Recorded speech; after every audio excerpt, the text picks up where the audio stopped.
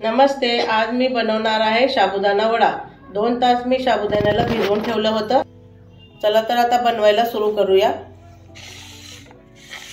बटाटा मी मोठं एक उकडून घेतलेला आहे, शेंगदाणे वाटून घेतलेले आहेत भाजून, हिरवी मिरची लसूण टाकून मोठं मोठं वाटून घेतलेलं आहे। बटाटा यात मिक्स करूया। त्यात शेंगदाण्याचं कूट टाकून घेऊया। 2 चमच हिरवी मिरची टाकून घेऊया। मस्त त्याला मिक्स करून घेऊया। अर्धा चमच ह्याच्यात नमक टाकायचं आहे। याला मिक्स करून घ्यायचं आहे। आणखी शाबू मी उपासाचे बनवत नाही, असंच बनवते घरी खाण्यासाठी। अशा प्रकारे मिक्स करून घेतलेला आहे। आता हाताला असं थोडंसं तेल लावून आपल्याला वड्या बनवून घ्यायचा आहे। तर थोडं थोडं घेऊन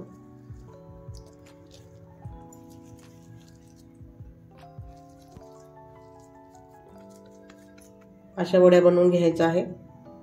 अशा प्रकारे सगळेच वडे करून घ्यायचे आहेत आपल्याला। असे वडे बनवून घेतलेले आहे। आता आपण याला फ्राय करूया। कढईमध्ये मी तेल गरम करायला ठेवले होते, ते गरम झालेलं आहे। त्यामध्ये आपण आता वडे सोडून घेऊया।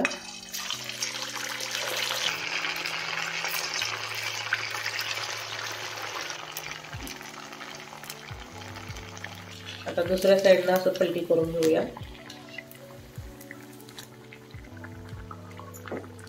अशा कलर आल्यानंतर आता आपल्याला वडे काढून घ्यायचे आहेत। ते खूप चविष्ट लागतात। नक्कीच करून पहा। लाईक करा, शेअर करा, कमेंट करा।